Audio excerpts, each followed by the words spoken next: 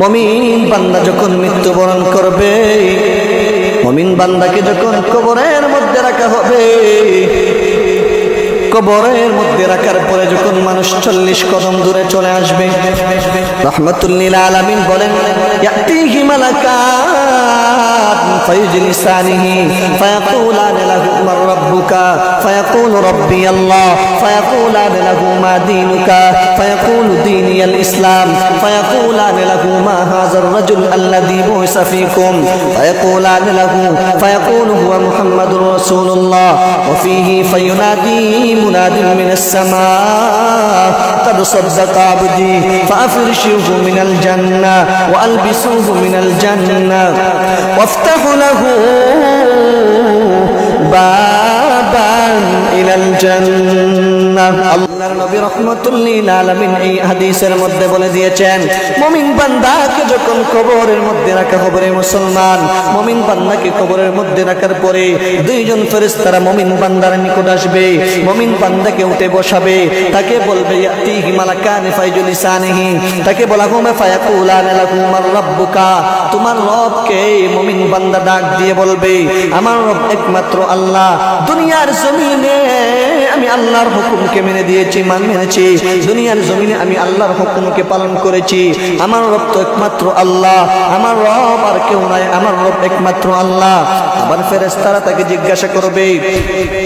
ফায়াকুলানা লাহু মা দীনুকা, মুমিন বান্দা ডাক দিয়ে বলবে আমার দিন ইসলাম, আমার ধর্ম হলো ইসলাম, আমার দিন হলো ইসলাম রে মুসলমান। আবার তাকে প্রশ্ন করা হবে মা হাযার রাজুল আল্লাযী বুইসা ফীকুম, ও আল্লাহর বান্দা ওই ব্যক্তিটাকে। মুমিন বান্দার নিকট রাহমাতুল লিল আলামিনের ছবির চিত্র তার সামনে তুলে ধরা হবে।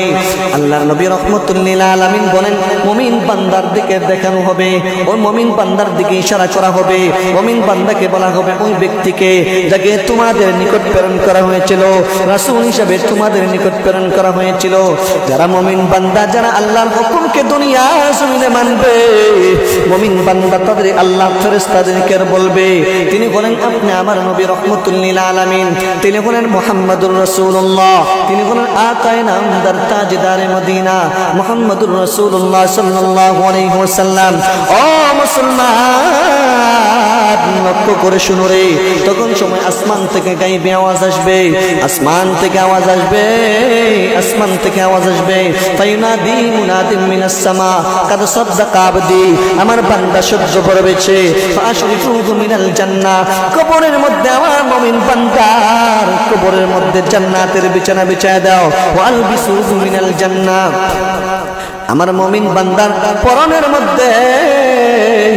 জান্নাতের পোশাক পরায় দাও, ওয়ালবিসুহু মিনাল জান্নাহ ওয়াফতাহু লাহু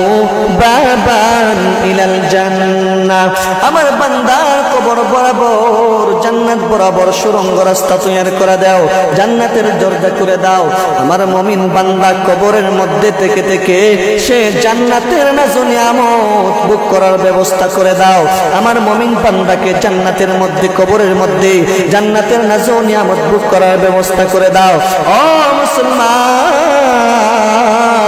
যারা দুনিয়ার জমিনের মধ্যে আল্লাহর হুকুমকে মানবে, ফেরেশতারা যখন তাকে প্রশ্ন করবেন মান রাব্বুকা, তোমার রবকে, সে জবাব দিতে পারবে আমার রব আল্লাহ, আমার ধর্ম ছিল ইসলাম, আমার নবী ছিলেন মুহাম্মাদুর রাসূলুল্লাহ সাল্লাল্লাহু আলাইহি ওয়াসাল্লাম। ও মুসলমান, এই প্রশ্নের জবাব কখন আপনি আমি দিতে পারবো? দুনিয়ার জমিনে যদি আল্লাহর হুকুমকে মানি, দুনিয়ার জমিনে যদি আল্লাহর নাফরমানি না করি, আল্লাহর হুকুমগুলোকে দুনিয়ার জমিনে যদি বাস্তবায়ন করি রে মুসলমান, তাহলে আল্লাহ রাব্বুল আলামিন কবরের মধ্যে আমাদেরকে জান্নাতের নাজু নিয়ামত ভোগ করার ব্যবস্থা করে দিবেন।